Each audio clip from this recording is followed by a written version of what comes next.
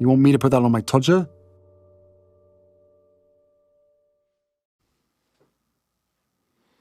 Harry's wife. Charles approved the Plume of Doom. When it comes to the situation between King Charles III and Harry's wife, we have a situation of narcissists collide. There hasn't been any recent collision physically because Harry's wife hasn't been around King Charles since the death of Queen Elizabeth II. Nevertheless, that doesn't stop them coming up upon one another's radars.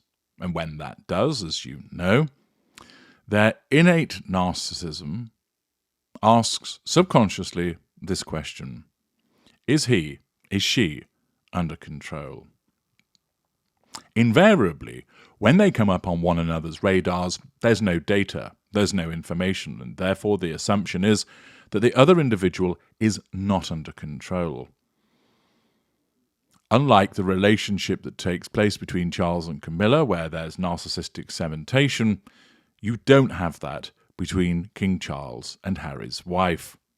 Instead, there is a potential for bumping up against one another rather than harnessing one another. Doubtless, from Charles's perception, that she has been painted black again and again, and she's essentially known as the difficult Duchess of Overseas, Tungsten, or quite simply, that woman. From Harry's wife's perspective, she regards him also as painted black, seeing him as the unapologetic, unpleasant father-in-law, notwithstanding, of course, the fact that he welcomed her with open arms originally, and indeed walked her down the aisle. But all of that gets cast to one side by her narcissism. Narcissists don't have object constancy. So take, for example, you have a long-standing friend who for the last 19 years has remembered your birthday. They have always turned up on the morning of your birthday with a card and a present and to wish you happy birthday.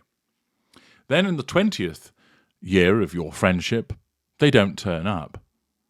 Your reaction as a non-narcissist is not to think, what an absolute awful friend I've got, how disgraceful, what a traitor, how treacherous of them, forgetting my birthday, how could they? Instead, you're more likely to think to yourself, I hope everything's all right. I'm sure there's a good reason why they haven't turned up. Perhaps they have just simply forgotten or they've been busy about something else. I'll wait and see if they turn up later and then perhaps give them a call. The reason you do this is that you have object constancy. You recognize that they have been a decent and faithful friend for some 19 years, and therefore you take that into account with your decision-making. You don't automatically think, oh, typical, let me down again, because they haven't. They've never let you down on a birthday beforehand. But for a narcissist, such balance, such seeing things in shades of grey, doesn't work. It doesn't work because it would compel us not to seek the control that is necessary, to seek the control that we require, and fail to obtain fuel. Instead, notwithstanding the fact that you may well have appeared 19 consecutive birthdays, that goes out of the window. And all the narcissist can focus on is the fact that this year you have not. And therefore, that makes you a bad friend. If you were later to protest the fact that you'd remembered on 19 occasions, that cuts no mustard with the narcissist. It's thrown to one side. The narcissist will just reject that.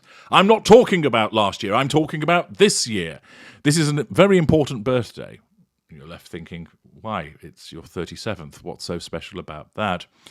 But that doesn't matter, because in the world of the narcissist, you protesting your innocence by making reference to your previous good conduct is a challenge to the narcissist's control and must be rejected, no matter how ridiculous it sounds. When it comes to Harry and Harry's wife and their interaction, no matter how often he might plead the good things that he's done, it doesn't matter. Her compartmentalization and painting of black means that when he's painted black, anything good that he's done before is similarly erased from the record. It's all about the transgression, often perceived transgression, that's occurring in the now. And thus, with Harry's wife, she does not take into account the favourable acts that she's experienced from King Charles in the past. That is scrubbed from the record by her narcissism.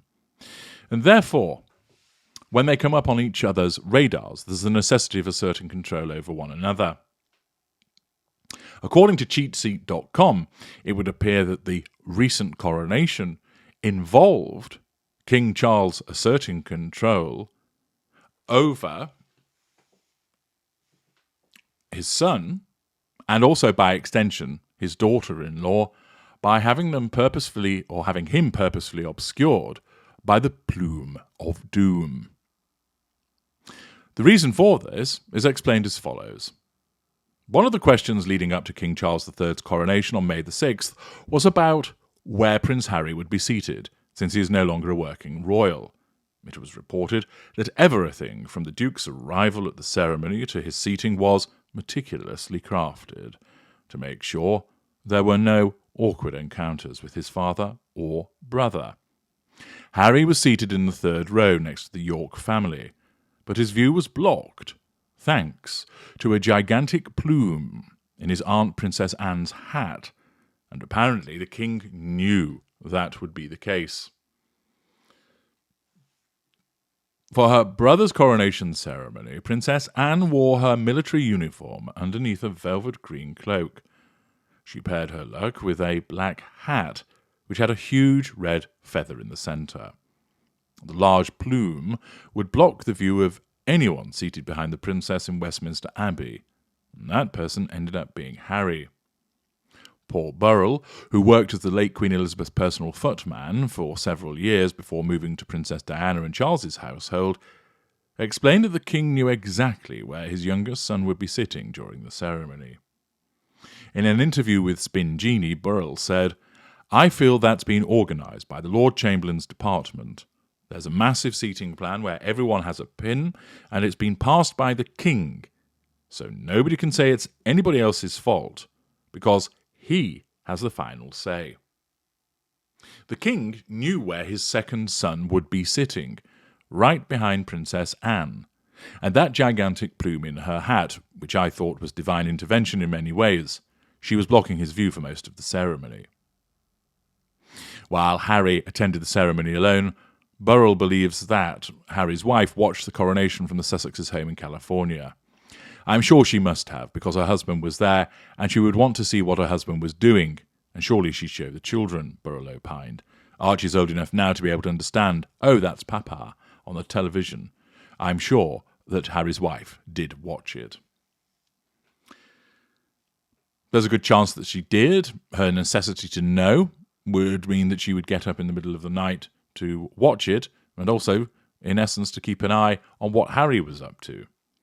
But with regard to King Charles, he has to assert control both over his son and also his daughter-in-law, and he did so with this purposeful act of knowing that the plume would obscure Harry's view, and that would, in a way, cock a snook at Harry, and by extension, of course, his wife also. A subtle means of assertion of control, but one nevertheless. I'm H.G. Tudor. Thank you for listening.